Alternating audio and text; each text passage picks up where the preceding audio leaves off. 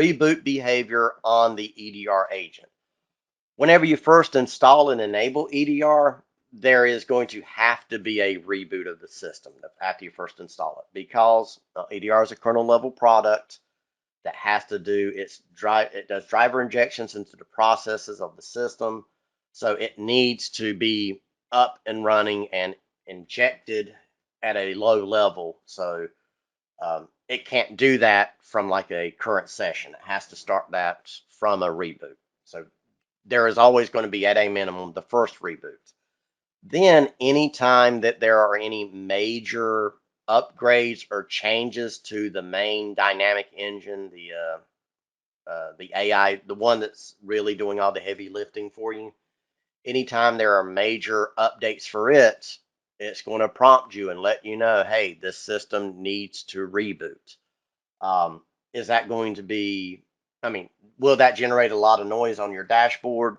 Yes, it will, but it's kind of part of the process of just letting you know that, hey, these agents need to be rebooted because there's newer updates for the engine. And if we want to use those improvements, we need to reboot.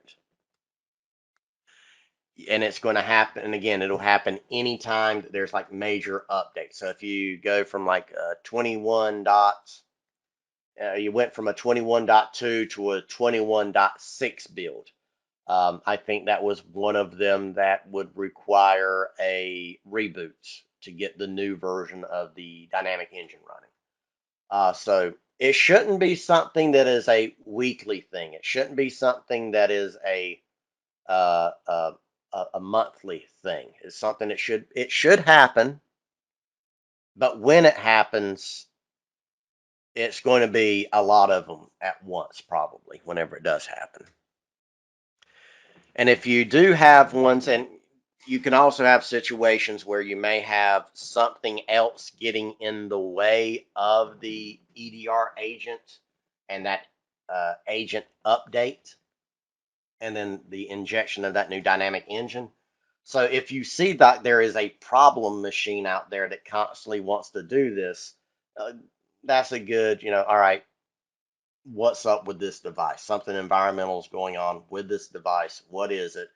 Is it worth our time and effort to troubleshoot this, raise the tickets, and go in and get support in on it, or is it just more time efficient for us to decommission the box, reload the box, uninstall EDR, and reinstall the EDR? Just kind of take your known your things of, I know it will take me this long versus how long will it take me via support? Which do you want to which route do you want to take based on time concerns, final can you reload the box, those types of things. But it should not be an all the time thing, but whenever it does happen, don't be surprised that it's multiple machines at one time, because, well, new updates available. They get the new update, they're all going to want to reboot.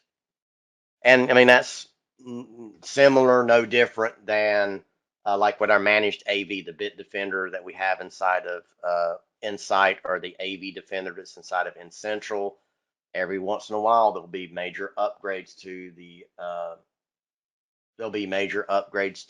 Bit Defender, and you'll need to do a reboot for those to take. There are even options in the policy configurations to tell it to allow to reboot.